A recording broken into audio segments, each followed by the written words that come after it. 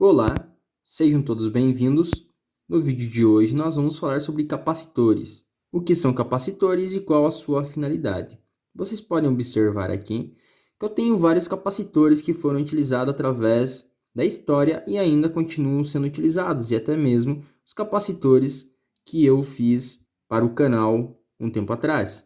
Os capacitores também já foram chamados de condensadores, isso há muitos anos atrás, e o seu nome usualmente é capacitor. Não tem problema se você chamar o capacitor de condensador, também é uma forma correta, ainda mais se você tiver mais de 30 anos. Definição de capacitor. Capacitor é um dispositivo capaz de acumular cargas elétricas quando uma diferença de potencial é estabelecida entre seus terminais. A capacitância dos capacitores, por sua vez, é a medida de quanta carga o dispositivo é capaz de acumular para uma determinada diferença de potencial. Os capacitores geralmente são produzidos de forma simples, formados por duas placas condutoras paralelas. Essas placas são chamadas de armaduras, que podem ou não ser preenchidas por um meio altamente dielétrico isolante. O composto dielétrico muda dependendo do capacitor. Para que servem os capacitores? Os capacitores podem ser usados para outros fins, além de sua função principal, que é armazenar cargas elétricas. Esses dispositivos podem ser usados em circuitos alimentados por correntes elétricas alternadas, quando se deseja a formação de uma corrente elétrica contínua, como nos casos de eletrodomésticos, como geladeiras, liquidificadores, máquinas de lavar e etc. Uma corrente elétrica, no entanto, não fluirá pelo circuito enquanto os capacitores não se encontrarem completamente carregados. Isso pode reduzir o desgaste produzido pelas grandes variações de corrente elétrica geradas no momento em que um dispositivo eletrônico é ligado ou desligado. Por sua grande facilidade em armazenar cargas elétricas, os capacitores também podem ser utilizados para suprir a demanda de altas correntes elétricas requisitadas por algum circuito de alta potência, como os grandes aparelhos de som utilizados em shows. Como nós já vimos anteriormente no canal, os capacitores têm a capacidade de carregar rapidamente e também descarregar rapidamente no circuito, muito antes que fontes de alimentação e baterias. Por isso que é muito difundido em circuitos, por exemplo, como amplificadores e também em motores, para auxiliar no arranque de alguns eletrodomésticos.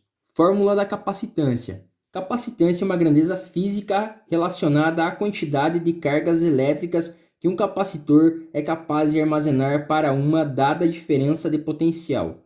Quanto maior for sua capacitância, maior será a quantidade de cargas armazenadas pelo capacitor para uma mesma tensão elétrica.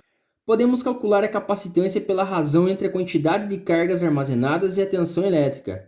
C igual Q sobre U. C, capacitância em Farad. Q, carga elétrica armazenada. Coulomb. U, tensão elétrica ou diferença de potencial. Volts. A unidade de capacitância no Sistema Internacional de Unidades, SI, é o Farad, unidade que equivale a Coulomb por volt, C/V. A capacitância também é afetada por fatores geométricos dos capacitores. A diferença entre as placas de armadura dos capacitores e sua área. A distância D entre as placas de armadura dos capacitores e a sua área A influenciam a quantidade máxima de cargas que podem ser acumuladas por eles.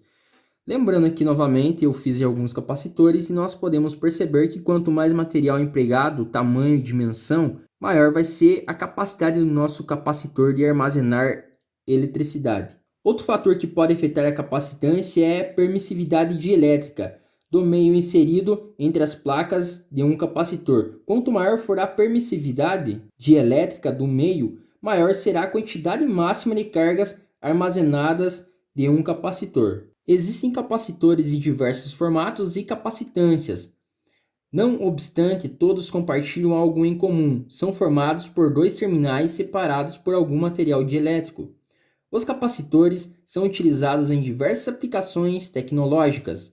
É praticamente impossível encontrarmos algum circuito eletrônico que não contenha esse tipo de dispositivo.